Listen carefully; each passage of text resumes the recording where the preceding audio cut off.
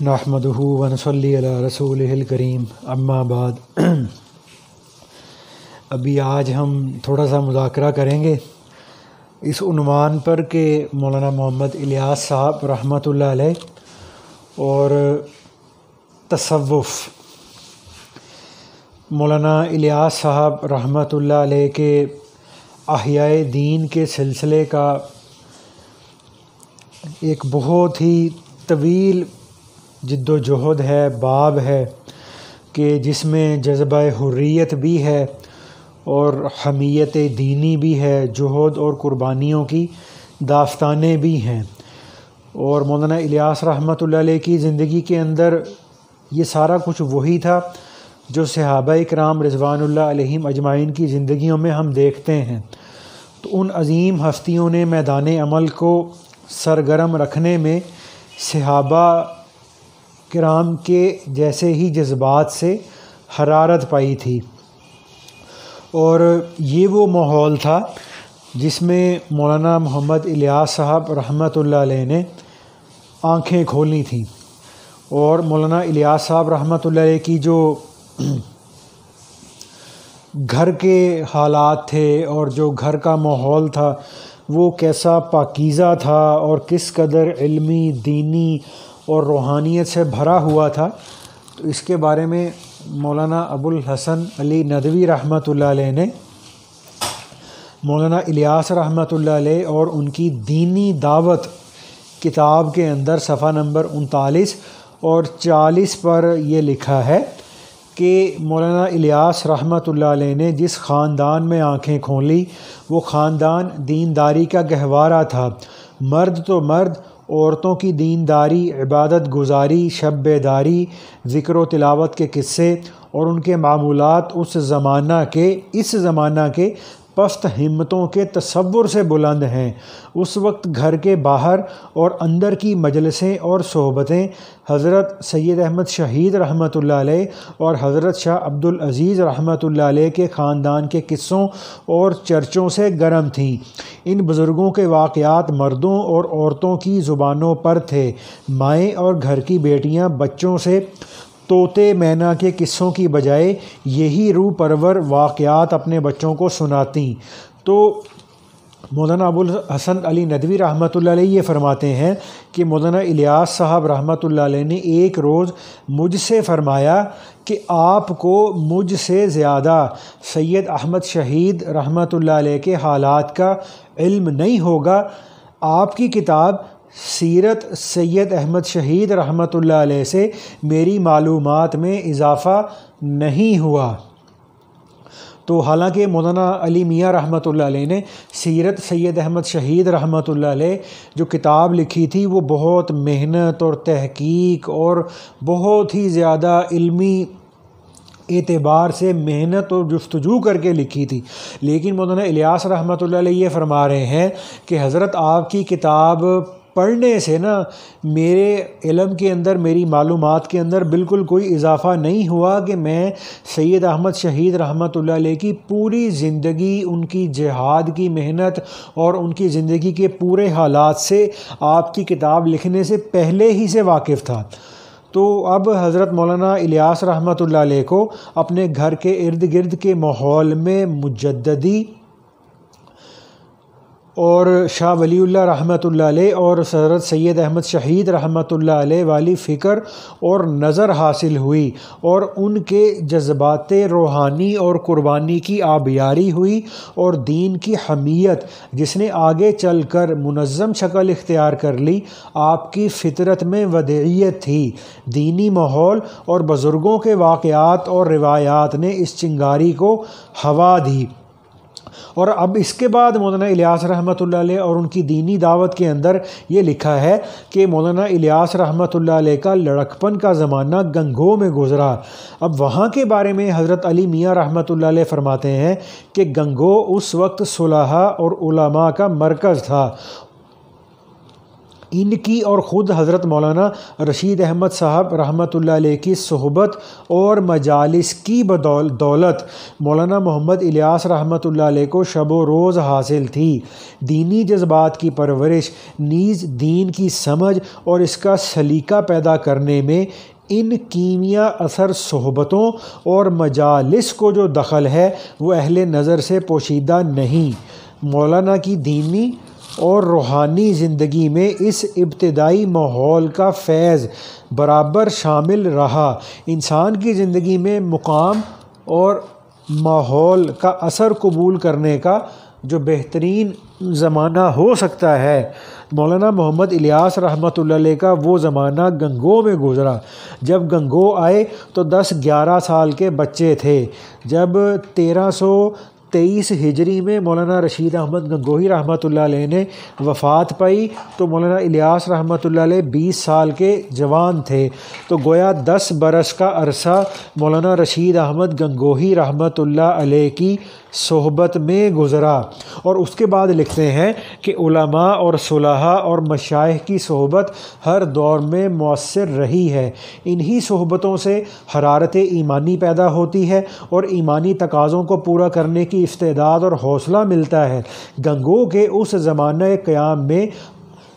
مولانا الیاس رحمۃ اللہ علیہ کو اور بھی متعدد حضرات علماء اور صلحاء کی مجلس میں بیٹھنے اور ان کی باتیں سننے کے مواقع ملتے تھے اور اس کا بڑا اہتمام تھا۔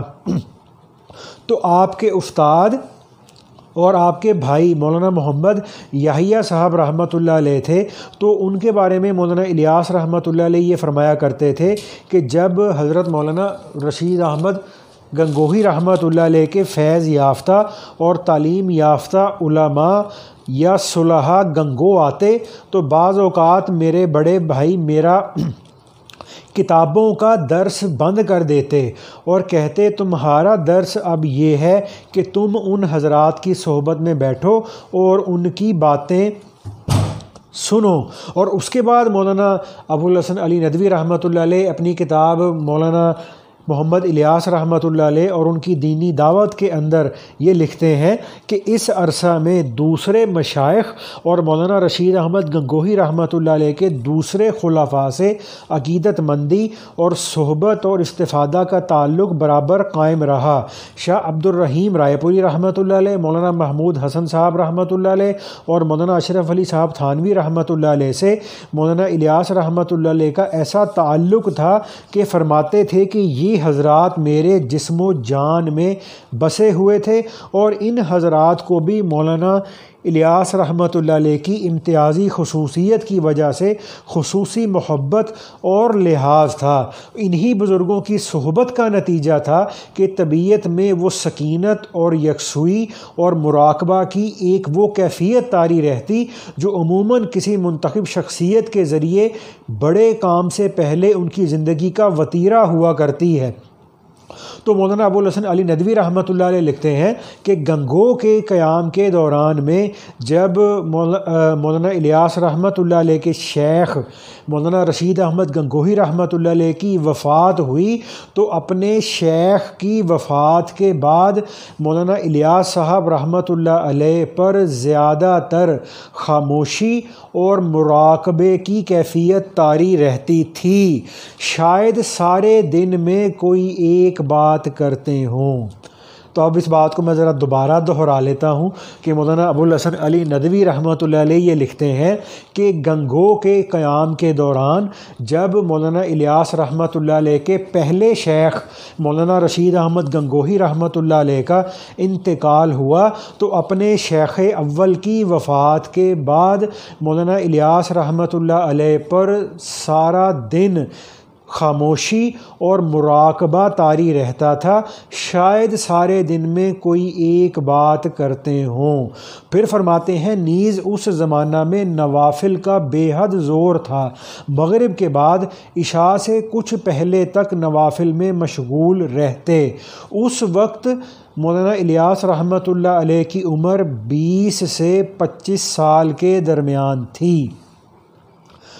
اور پھر مولانا الیاس رحمۃ اللہ علیہ نے اپنے بھائی مولانا محمد یحییٰ صاحب سے علم حاصل کیا، اور پھر 1326 ہجری میں شیخ الہند مولانا محمود حسن صاحب رحمۃ اللہ علیہ کے حلقہ درس میں شرکت کے لیے دیوبند تشریف لے گئے اور ترمذی اور بخاری شریف کی سماعت کی۔ آپ کو یعنی مولانا الیاس رحمۃ اللہ علیہ کو حضرت شیخ الہند مولانا محمود حسن رحمۃ اللہ علیہ سے بڑا تعلق تھا۔ ان کی مجاہدانہ اور سرفروشانہ سرگرمیوں سے مولانا الیاس رحمۃ اللہ علیہ بہت متاثر تھے۔ حضرت شیخ الہند مولانا محمود حسن رحمۃ اللہ علیہ نے ہندوستان سے انگریزی حکومت کے خاتمے کے لیے تحریک ریشمی رومال جاری کر رکھی تھی، مگر مخالفوں کی مخبری پر یہ خطوط پکڑے گئے، جس کی وجہ سے آپ کو مالٹا جیل میں 5 سال تک قید بھی ہونا پڑا۔ تو حضرت مولانا الیاس رحمۃ اللہ علیہ کے سینے میں بھی مجاہدانہ جذبات موجزن تھے۔ اسی کا نتیجہ تھا کہ مولانا الیاس رحمۃ اللہ علیہ نے حضرت شیخ الہند مولانا محمود حسن رحمۃ اللہ علیہ کے ہاتھ پر بیعت جہاد کی۔ تو یہ بات بھی حضرت مولانا محمد الیاس رحمۃ اللہ علیہ اور ان کی دینی دعوت کتاب کے اندر لکھی ہوئی ہے۔ اور اس کے بعد اللہ تعالیٰ نے جس سے کوئی بڑا دینی کام لینا ہوتا ہے تو اللہ تعالیٰ اس شخصیت کو اس کی ابتدا ہی سے تصفیہ قلب، تزکیہ نفس اور تعلق مع اللہ اور اپنے شیخ کی صحبت سے استفادہ اور قلبی اور روحانی قوت کے حاصل کرنے کے مواقع اللہ تعالیٰ فراہم کرتے ہیں۔ اور چونکہ مولانا الیاس رحمۃ اللہ علیہ سے بھی اللہ تعالیٰ کو کچھ عظیم انقلابی کام لینا تھا، اور اس لیے آپ رحمۃ اللہ علیہ کو بھی اللہ پاک نے ایسے مواقع بہت کثرت کے ساتھ مہیا فرمائے۔ تو حضرت مولانا رشید احمد گنگوہی رحمۃ اللہ علیہ قطب الارشاد کے مقام پر فائز تھے، ان کی توجہ اور دعائیں بھی رنگ لائیں۔ تو مولانا الیاس رحمۃ اللہ علیہ کو حضرت مولانا رشید احمد گنگوہی رحمۃ اللہ علیہ سے بہت زیادہ محبت اور انس تھا۔ تو حضرت مولانا ابوالحسن علی ندوی رحمۃ اللہ علیہ یہ فرماتے ہیں کہ مولانا رشید احمد گنگوہی رحمۃ اللہ علیہ بالعموم بچوں اور طالب علموں کو بیعت نہیں کرتے تھے، فراغت اور تکمیل کے بعد اس کی اجازت ہوتی تھی، مگر مولانا محمد الیاس صاحب رحمۃ اللہ علیہ کے غیر معمولی حالات کی بنا پر اور ان کی خواہش اور درخواست پر بیعت کر لیا۔ تو اب اس بات سے پتہ لگتا ہے کہ مولانا الیاس رحمۃ اللہ علیہ نے اپنے شیخ رشید احمد گنگوہی رحمۃ اللہ علیہ کو بیعت ہونے کی خواہش بھی ظاہر کی تھی اور درخواست بھی کی تھی کہ حضرت آپ مجھے بیعت فرما لیں۔ اور 1323 ہجری میں حضرت مولانا رشید احمد گنگوہی رحمۃ اللہ علیہ کا انتقال ہو گیا، اور اپنے پہلے شیخ کے وصال کے بعد مولانا الیاس رحمۃ اللہ علیہ نے حضرت شیخ الہند مولانا محمود حسن رحمۃ اللہ علیہ سے بیعت ہونے کی درخواست کی کہ حضرت آپ مجھے بیعت فرما لیں۔ تو شیخ الہند مولانا محمود حسن رحمۃ اللہ علیہ نے مولانا الیاس صاحب کو مولانا خلیل احمد سہارنپوری رحمۃ اللہ علیہ سے بیعت ہونے کا حکم دیا۔ تب یہ مولانا خلیل احمد سہارنپوری رحمۃ اللہ علیہ مولانا زکریا رحمۃ اللہ علیہ کے بھی شیخ ہیں، اور ہمارے حضرت مولانا الیاس صاحب بانی تبلیغ کے بھی شیخ ہیں۔ تو اس کے بعد آپ نے مولانا خلیل احمد سہارنپوری رحمۃ اللہ علیہ سے سلسلہ چشتیہ کے اندر بیعت کی، اور اپنے دوسرے شیخ کی نگرانی اور رہنمائی اور ان کی صحبت میں چشتیہ سلسلے کے سلوک کو طے کیا، اور مولانا خلیل احمد سہارنپوری رحمۃ اللہ علیہ نے مولانا الیاس رحمۃ اللہ علیہ کو چشتیہ سلسلہ میں پھر آگے بیعت کرنے کی بھی اجازت عطا فرمائی۔ تو یہ ہمارے ماشاءاللہ ان اکابرین کی یہ زندگی تھی۔ اور اس کے بعد ایسے ہی ایک کتاب کے اندر مولانا الیاس رحمۃ اللہ علیہ کے کچھ اور حالات کے تحت یہ بات لکھی ہوئی ہے کہ آپ اپنی اس دعوت و تبلیغ کی محنت کے ذریعے عبادات دینیہ کو پوری طاقت سے امت میں رائج کرنا چاہتے تھے۔ آپ یعنی مولانا الیاس رحمۃ اللہ علیہ عبادت کو قطرہ اور دعوت کو سمندر کہہ کر عبادات کی اہمیت سے صرف نظر نہیں فرماتے تھے، بلکہ عبادات کا جو مقام دین میں ہے اس کی حقیقت کی طرف متوجہ کر کے اس کی دعوت کی آپ ترغیب دیا کرتے تھے۔ تو مولانا الیاس رحمۃ اللہ علیہ کے نزدیک عبادات کی جو اہمیت تھی اس کا اندازہ مندرجہ ذیل بات سے ہوگا۔ اب یہ جو واقعہ ہے یہ بھی مولانا الیاس رحمۃ اللہ علیہ اور ان کی دینی دعوت کتاب کے صفحہ نمبر 268 اور 269 پر لکھا ہوا ہے۔ اب وہ واقعہ کیا ہے کہ ایک دوست کو جو غالباً مسلمان اہل حرفہ اور اہل صنعت کی دینی اصلاح اور ترقی کے خواہش مند تھے، ان کو مولانا الیاس رحمۃ اللہ علیہ نے تحریر فرمایا، اس بندہ ناچیز کی نظر کے اندر، اس بندہ ناچیز کی نظر کے اندر وہ تبلیغ جس کے لیے آپ کو بھی بلایا تھا اور خود بھی کوشاں ہے، اس کا منتہا دنیا کے مسلمانوں میں صنعت و حرفت، زراعت و تجارت کو شریعت کے ماتحت اور شریعت کے مطابق کرنا ہے۔ تبلیغ کی ابجد اور الف با تا، تبلیغ کی ابجد اور الف با تا عبادات سے ہے، اور عبادات کے کمال کے بغیر ہرگز معاشرت اور معاملات تک اسلامی امور کی پابندی نہیں پہنچ سکتی۔ سو مخلصین کی صحیح اسکیم یہ ہونی چاہیے کہ تبلیغ کی ابجد الف با تا یعنی عبادات کو دنیا میں پھیلانے کی اسکیم شروع کر کے اس کی منتہا پر پہنچانے کی کوشش میں لگ جائیں۔ معاملات اور معاشرت اور باہمی اخلاق کی درستی اور اصلاح کے ذریعے سیاست تامہ تک رسائی ہوگی۔ اس کے سوا کسی جزیات میں پڑ جانا اپنے سرمایہ درد کو شیطان کے حوالے کر دینے کے سوا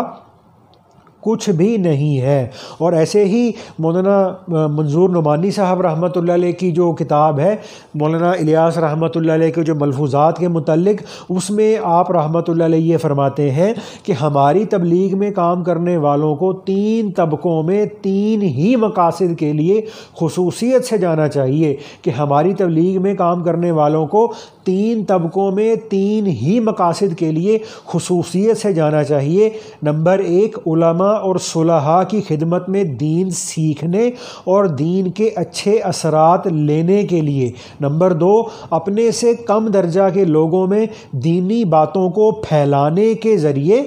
اپنی تکمیل اور اپنے دین میں رسوخ حاصل کرنے کے لیے۔ نمبر 3 مختلف گروہوں میں ان کی متفرق خوبیاں جذب کرنے کے لیے۔ تو بھائی اللہ پاک ہمیں اس پہ اس کی عمل کی بھی توفیق عطا فرمائے، اللہ پاک ہمیں اس کی سمجھ بھی نصیب فرمائے۔ تو انشاءاللہ ابھی اس بات کو آگے بھی جاری رکھیں گے۔